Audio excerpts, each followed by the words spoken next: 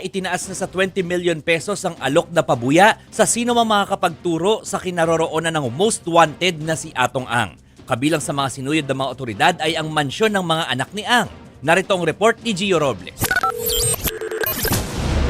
Bitbit ang arrest warrant pinuntahan ng mga operatiba ng NBI Organized and Transnational Crime Division o OTCD ang mga mansyon ng anak ng negosanteng si Atong Ang sa isang exclusive subdivision sa Makati.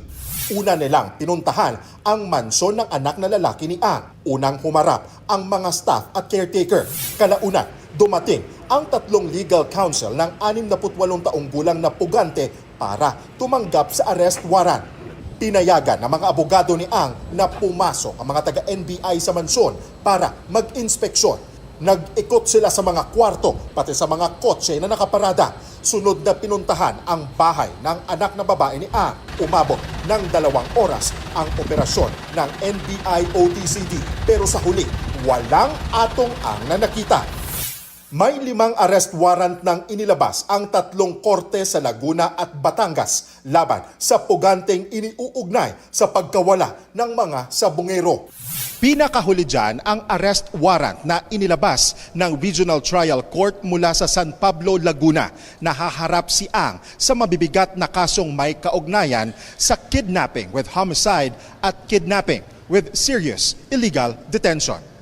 Wala ang mga anak ni Ang sa mga mansyon na tinungo ng NBI. Kasama na ngayon sa mga pinag-aaralan kung posibleng maglabas ng sabina ang NBI sa mga anak ng negosyante. The accused may be communicating with the family, with the children. Sabi ko nga, logical kasi that the immediate family will not be giving information as to the whereabouts of a family member na nagtatago from the lodge. Bukod sa mga kaanak ni Ang, nakikipag-ugnayan din ang NBI sa ibang personalidad na may koneksyon sa pugante. Muling lumutang ang pangalan ng mga aktres na sina Gretchen Barreto at Sunshine Cruz. Pero sabi ng NBI, I'd rather not comment on that, but there are efforts being performed by our operatives in order to attend to that matter.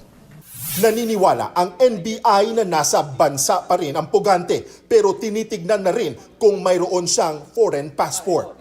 We still stand by our earlier declaration na wala kaming natatanggap na very credible information na nakalabas po siya. Kung nakalabas na, there is no point in going around checking all of this, di ba? Dahil this will actually entail resources for the NBI. Ikinatuwa naman ng NBI ang anunsyo ng DILG na tumaas pa ang pabuya sa makakatulong sa paghahanap sa puganteng negosyante. So definitely 20 million is better than 10 million pesos. Because of the increase in the reward money, baka mas makatanggap tayo na mas additional at credible na information po. So we welcome that.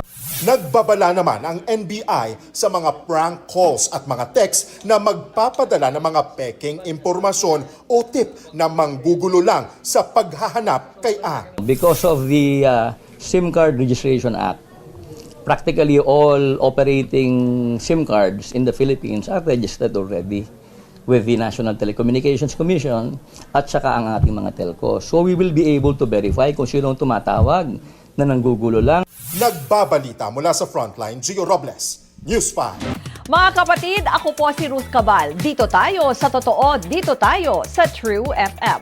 Mag-follow at mag-subscribe din po kayo sa aming social media accounts at True Network PH. Diyan po yan sa aming X na dating Twitter, sa FB, sa Instagram, sa YouTube, sa TikTok at sa mga podcast. At syempre, tutok din po kayo sa Signal True TV Channel 19.